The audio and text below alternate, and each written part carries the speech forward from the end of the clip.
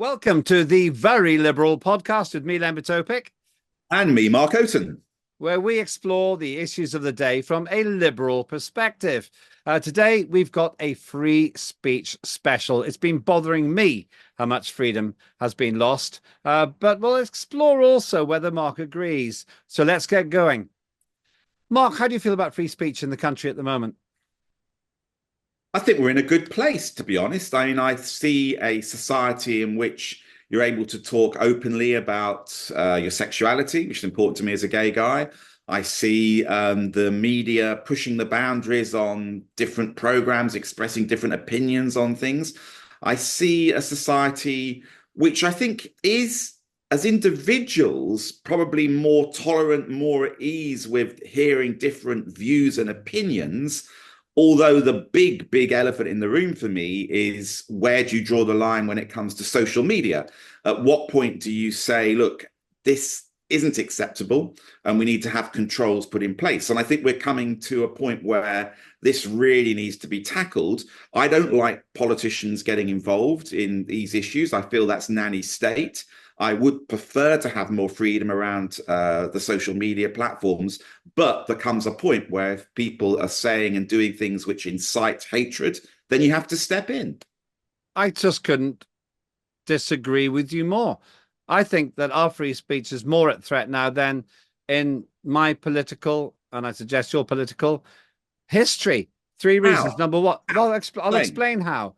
You get people locked up in prison for careless and, I have to say, inflammatory comments on that social media, while to make space for them, convicted criminals, people who've assaulted people, are being let out early. Second thing, we've got a two-tier system where even Keir Starmer himself says, I'll protect mosques and Muslims, by inference, in other words, focusing on that group instead of everyone. And then third point, when Elon Musk makes exactly the point I made, he starts threatening Elon Musk, starts threatening social media. And you're, by inference, going along with this. I think that is terribly dangerous. My view, you let everyone say more or less anything they want unless they actively incite violence against other people, even offensive things. You should be allowed to say them in a free country. Just stop at the point of violence. But we're way past that now. People are being locked up for saying stupid things.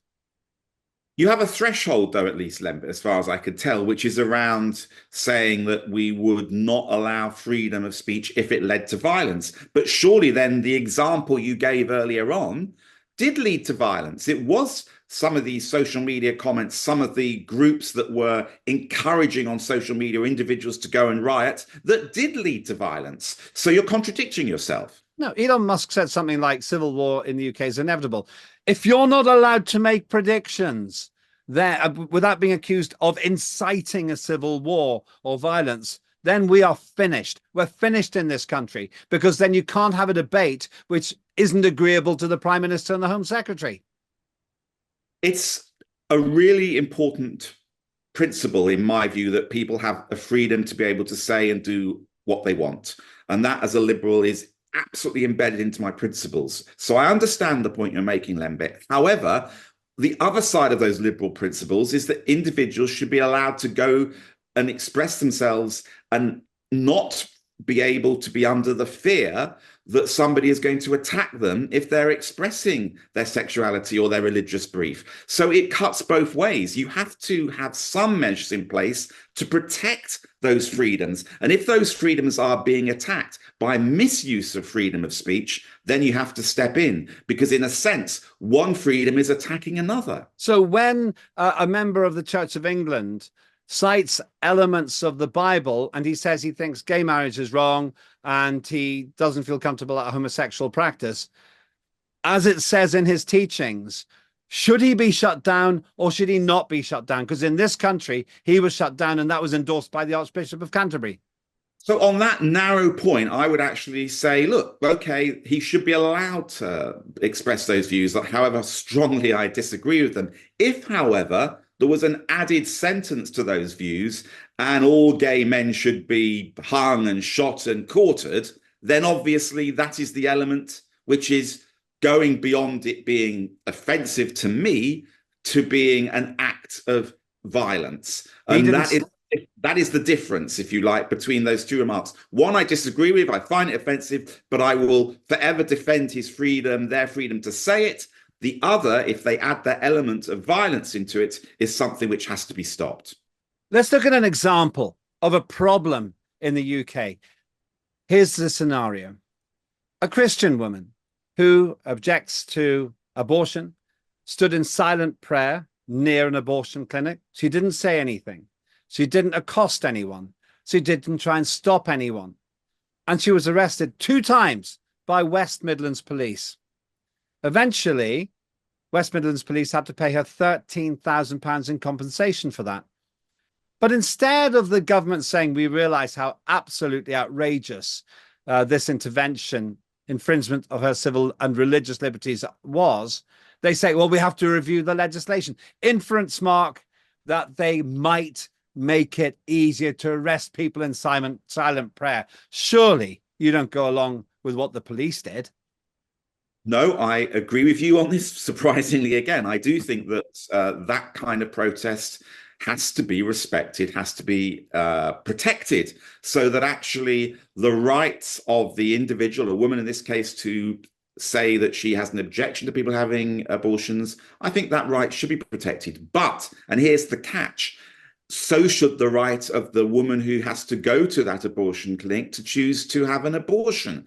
And if at some point that woman feels intimidated or unable to go there because of protest, then that's where we have the difficulty. And that's where the law has to protect those two rights, the right to protest and the right of that individual to be able to go in to that abortion clinic without fear of being protested against.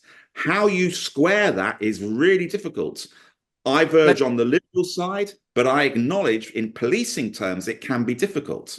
Let's say then that deeply religious, conventional, orthodox Christian who believes that homosexuality is wrong, for example, happens to want to go through London during the Gay Pride March. You would then agree that the Gay Pride March should be prevented from functioning while that person crosses the road because they could be offended.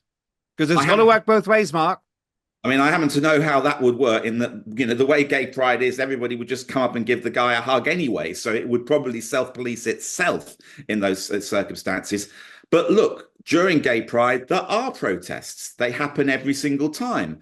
And the gay community don't try and stop that. They don't try and ban it. In fact, they turn around and stick 2 fingers up to it most of the times, or they sing Happy Kylie songs stereotypically towards those protesters. But you have to defend the right of people to protest. I absolutely agree with you on that. What I'm trying to get you to understand is that you have to protect the other side of the coin. In other words, people's right to have a pride march in a way which is safe and allows them to. But it's got to be consistent. You can't say that a Christian woman in silent prayer should be arrested while gay pride can occupy the center of the capital city and everyone just has to deal with it. This is the problem. This is why people are accusing the country of a 2-tier system. Let me ask you the question then. If a Muslim had been standing in silent prayer outside the abortion clinic, should they be arrested if they seem to be opposing the abortion process?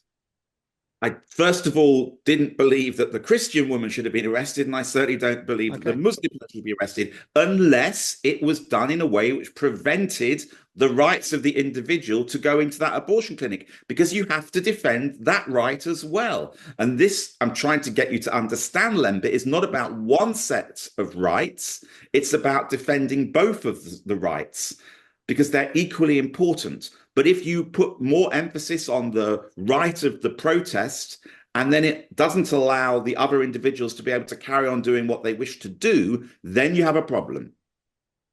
I want a level playing field in this country. I want everyone to have the same rights and the same protections. Let's use a test case from a Labour member of Parliament, Lauren Edwards MP. She said in a tweet some years ago, I can't wait to get these effing Estonian retards out of my flat. Should she be prosecuted for hate speech, Mark? Well, I'm going to throw that straight back at you because of your heritage.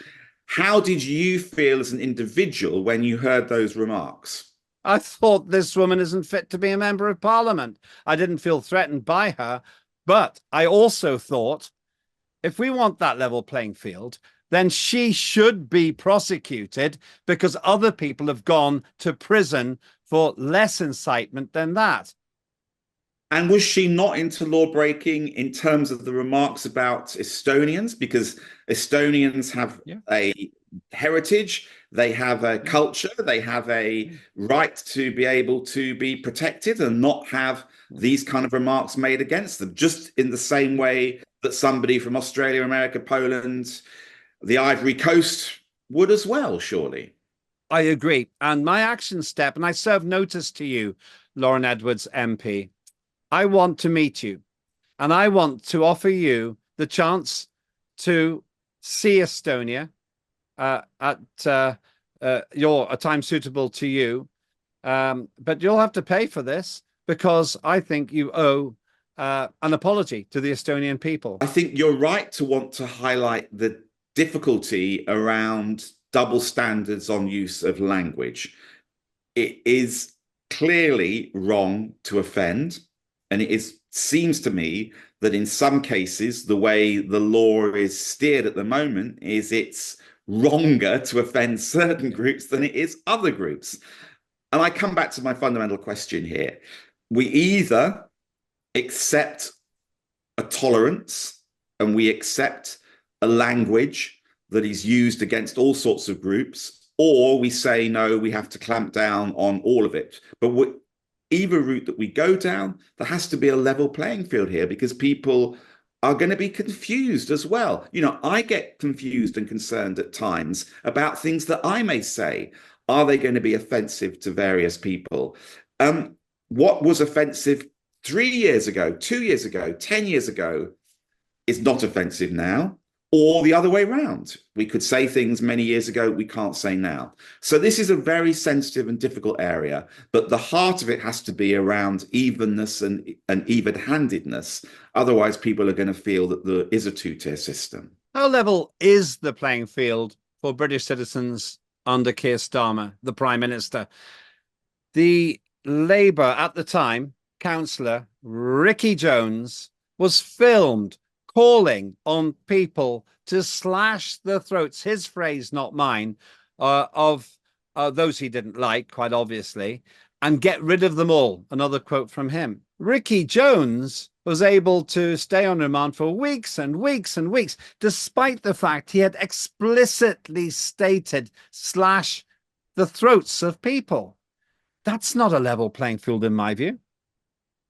I mean, here you're comparing words as opposed to actions, I guess, and one has to work out whether they should be treated equally in the eye of the law. There were clearly video evidences of individuals who were rioting, caught on camera, throwing a brick at police, inciting hatred on camera, or looting shops. There is actual evidence physically of things which are criminal. Then you have the words which were not met with actions by an individual. Do you put that in the same level of criminality? Do you treat words with incitement to hatred in the same way that you treat actual physical actions of hatred? My argument is that probably you do, because one can lead to the other. But people have been arrested for what they've said on social media. That wasn't throwing stones, it was throwing insults, and some of them were pretty stupid. And indeed, one of the people who did that admitted it was stupid and it was wrong and she shouldn't have done it. But she still got prosecuted. Meanwhile, we have this video evidence all over the media eventually, though I don't think the mainstream media would have done it unless they'd been forced by the social media, though I can't prove that. And he spent weeks and weeks and weeks waiting to be prosecuted. This man was calling essentially for the slashing of throats. And that apparently wasn't so pressing a danger to the rest of us that he was able to wait for his prosecution to come up in court. But here's the thing, Lembit. Your complaint here is around double standards. You're saying that, okay, but then let's look at it from another level. I'm going to play devil's advocate here. freedom of speech, should he be allowed to say it? You know, why should it be something which we prosecute? Should we have to be accepting that people can have some violent and nasty opinions like that? And we should just let that happen. Well, you can. What I'm saying is exactly the point you've inferred. You can't have it both ways. If he didn't go through this summary court, some people call it kangaroo court process, which gets people banged up in these spaces vacated by serious criminals who've been taken out to make space for them, then the others shouldn't either. And I put it to you, standing in front of an audience with somebody in an Amnesty International bid applauding when he's saying slash their throats, get rid of them all. Well, other people, I think it was a woman who made a silly comment, and you could say quite a provocative comment, was put away for making that comment. But on social media, not in front of an audience, a clapping audience, that isn't a level playing field at all, Mark. No. On the face of it, I agree with you that there needs to be a clearness, a clarity that all offences are treated with in front of the courts and the law with the same standard. And that standard has to be about whether it is either actual hatred and crime or inciting crime. And if you keep that in your mind, then you treat them all with that same standard and benchmark. And you also, frankly, should let the courts decide these issues and not the politicians. Who decides what free speech is acceptable? Who is the authority on what I should be allowed to say, what you should be allowed to say, and what should lead to a sentence? Give you one example. It's quite clear to me that the climate cult is exactly that. It's unscientific drivel, but it's causing active harm to society. Now, well, you don't need to go into the debate about whether I'm right or wrong on that. I think you have a slightly different view to me, Mark. But I would say those people are causing harm. So under the current Labour Party's rules, it seems to me I would have a legitimate claim to say the people who promote this rubbish, damaging rubbish to society, create hate against those who don't believe there's a climate crisis, they should be banged up. Well, look, Lembit, you should be allowed to put across your ideas, whether they're balmy, bonkers, and many of them are, Lembit, let's be honest about it. But you should be allowed to say and do what you want. That's absolutely fine with me. If, however, you tagged on the sentence and all of those solar farms should be bombed and ripped apart because it makes no bloody difference whether it's solar or coal power, then you're inciting violence. So for me, that is a quite clear boundary. Freedom to express your views, however crazy they may be, whether it's asteroids coming to hit the Earth or not. But once you start causing an action which is criminal, then we have to curtail your freedom of speech at that point. All right. So there's a degree of alignment between us here. The difficulty is there may not be a degree of alignment between the two of us and the government, because the government, I feel, is now trying to shut down free debate. The BBC is deeply into this because they've abandoned their charter, as far as I can see. They've said we don't have to provide balance on the climate emergency. I'm just using that as an example because the science is settled. That's just factually incorrect. The science is never settled. And yet we seem, I'm suggesting to you, to be living life in a totally tinted filter where we have politicized free speech. So that what I'm saying would be regarded as such a minority view that I wouldn't get a look in on a lot of British broadcasting corporation shows because I shouldn't be allowed to spread, in my view, the truth. I mean, look, I think that let me be controversial here and try and express how I struggle with all of this. It seems to me what is acceptable language and what isn't acceptable language changes so fast that it's almost impossible to keep up. Now, I went to see a play in the West End, fantastic play, a couple of weeks ago. And it was a play which used the N word in full, probably about 100 times during the play. And I left bemused and confused as to how that was allowed to happen. But it was one particular community, about a group of Black people in America, and it was explained to me that they were allowed to use that because they were reowning the word and they were expressing it themselves. 3 years ago, 2 years ago, I don't think that play would have been allowed to happen, for example. These things change. They change culturally. Different groups. For example, I'm allowed to say "puff," I think, because I'm gay, but I'm not sure you're allowed to say it.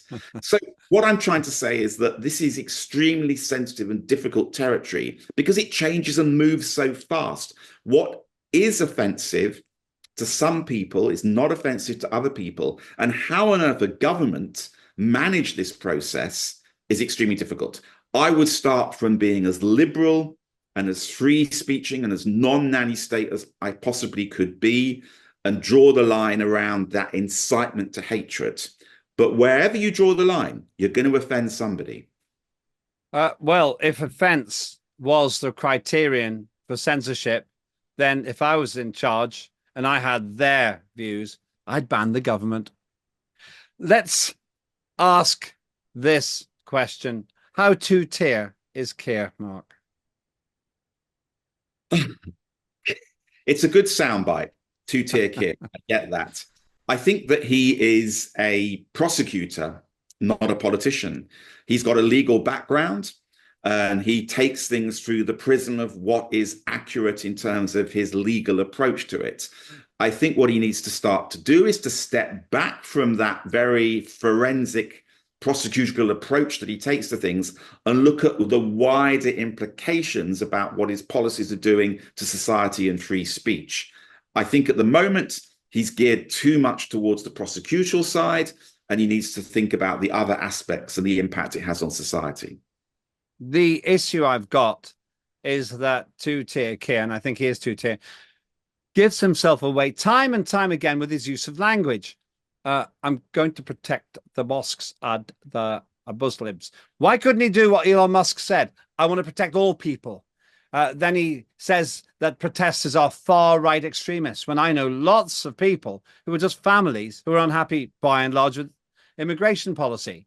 I know people who are outraged by what they think of as BBC bias, where if they're at all concerned about the ethnicity of an alleged perpetrator, they're immediately mad. They say, born in Cardiff, not of Rwandan heritage. Now, my concern, therefore, is that two-tier Keir is exactly that, but belied by the fact that he's got language that goes with it, and he's got actions that go with it, and he's got a Home Secretary who wants to make extreme misogyny, a hatred of women, a terrorist offense, but not a word about misandry. That is a hatred of men. So once again, we've got a Home Secretary who probably doesn't even know what misandry is. I stand to be corrected, but he certainly didn't mention it. And I know people who've been abused, men who've been abused, who say, well, here we are. Now we're being told that violence against women is unacceptable, but by inference, let's not worry about violence against men. Well, look, they will have a busy agenda and they will be tackling the issues that they see to be the most important in order. And they will look at the figures and the facts, and they will say to themselves, unfortunately, the reality is there are more attacks on women than there are men. And so they will want to process and look at that issue first. So I think to that extent, I can understand why they would be prioritizing one area over the other. And just in terms of the comments around the attacks on Muslims, this is the prosecutor in him. He was faced with a specific issue at that time, and he addressed that issue in a forensic way and said this is wrong. What he didn't do was to step back and look at the wider political consequences of just mentioning one religious persecution, as opposed to actually expanding his words to cover all of them. That is a very prosecutorial kind of approach that I think he takes. On the second point, I agree. On the first point, I don't. Actually, between a quarter and a third of all abuse is female to male. But even if it was 1/10, what is wrong with saying, I want to stop abusers abusing the abused? What is it about this government that has to sexually identify everything? What I want to stop is abuse against people. What Yvette Cooper wants to stop is extreme misogyny, presumably negativity and violence against women. That is the fundamental issue, in my view, with that's wrong with this government. They make everything tactical. They make everything woke. They don't understand that they're there for everyone, not just for identifiable groups. We better stop there for today. Lots to discuss in the future. Maybe lots you want to tell us. Maybe you agree with Mark. Maybe you agree with me, or maybe you've got a third alternative. We'd like to hear that. Go to the contact details on the screen now. We'll be back for more honest, unbridled, and authentic conversation. I'm Len Topic. And I'm Mark Oaten. And this was the Very Liberal Podcast. See you soon.